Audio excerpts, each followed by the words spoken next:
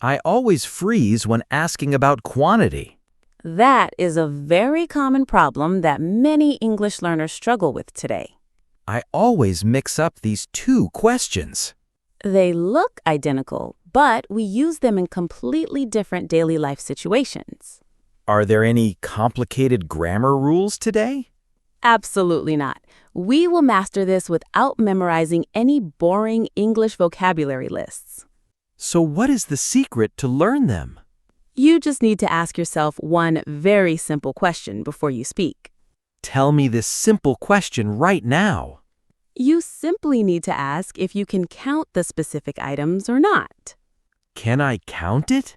That sounds very easy. Exactly. Imagine we put everything in English into two big and simple boxes. I am ready to open the first box. The first box is strictly for the things that you can easily count. What is the magic word for this box? We use the question, how many, for all of these countable separate items. Mia, saying how much books was so embarrassing today. Don't worry. Just remember the golden rule. Count it or measure it. Oh, wow! The two boxes make perfect sense now. Welcome to Growing Mastery. Let's learn effortlessly. How do I use how many in conversations? You use it for things like books, cars, people, and your daily emails. So I can count them on my fingers. Exactly. Because they are separate objects, you can easily count them one by one. I can point to one chair or two. Perfect. So if you set up a party, what do you ask me? I will ask you about how many chairs. Spot on. You can point to the chairs and count them very easily. What about the people at my weekend party? People are also countable. You must ask about how many people will come. How many people? I see the picture. That is the goal. You just paint the picture with your English words. I feel very confident with the first box. Just remember that how many is always used for your solid countable nouns. What is inside the second box for us? The second box is for all the things that you cannot count easily. You mean things like water, time, and money? Exactly. These things are like a big flowing mass that you cannot count.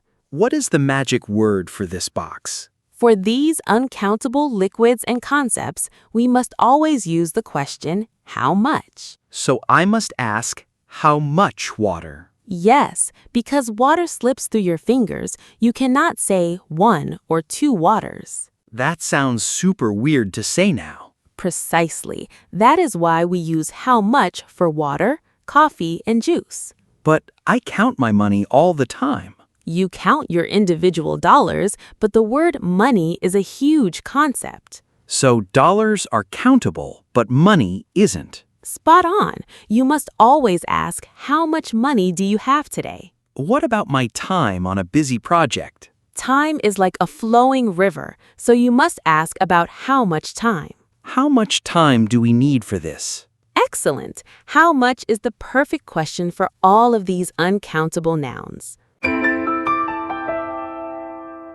This is making so much sense to me. Now, we're going to connect the two puzzle pieces in a great comparison. I am totally ready for the comparison. Listen to this pair. How many dollars and how much money do you have? Dollars are pieces of paper. Money is wealth. Beautiful. Listen to this new pair. How many bottles and how much water? Oh, wow. I see the secret clearly. Tell me what is happening in your mind with the bottles and the water. I can definitely count the solid plastic bottles. Yes, the bottle is a container, so you can count 1 or 2 bottles. But the water inside is a liquid mass. Absolutely brilliant. You count the separate container, but you measure what is inside it. Count it or measure it sounds perfect. That is the ultimate golden rule. You use how many for solid, separate items. And I use how much for the mass. You are officially a master of how much and how many in English conversations. I am ready for the error lab today. We will look at some bad sentences and cure them together like grammar doctors. What is our very first sick patient? The first patient says, "How much books do you have on your desk?" Oh no, that hurts my ears. Why is it wrong, and how do we cure this sick English sentence? Books are solid, so we use how many. Excellent. The correct question is, how many books do you have on your desk? Let us quickly fix the next sick patient. The second patient says, "How much water do you drink in the morning?" This patient is definitely very sick. Water is a liquid mass, so you cannot count it one by one. We must use how much for water. Perfect. You must say, "How much water do you drink in the morning?" I feel like a real grammar doctor. You are doing a fantastic job fixing all of these common English mistakes. I want to practice speaking these out loud. Great! Listen to these 6 sentences and repeat them loudly with us. How many languages do you speak fluently? How many languages do you speak fluently? How many languages do you speak fluently? How much money do we need today? How much money do we need today? How much money do we need today?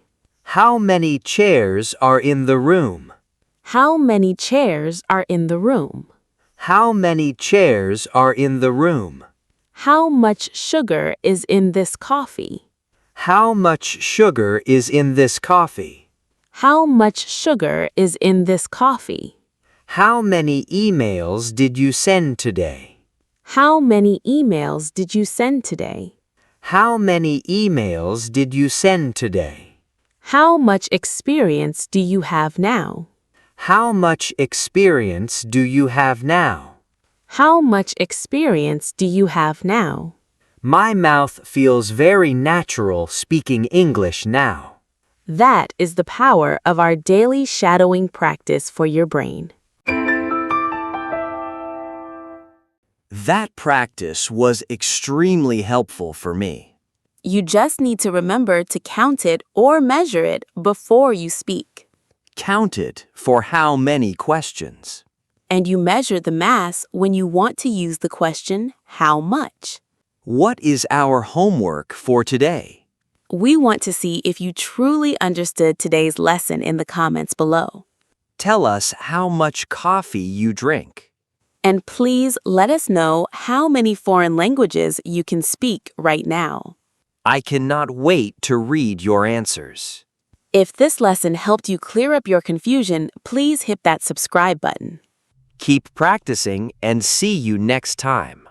Goodbye, everyone, and we will see you in the next English grammar lesson.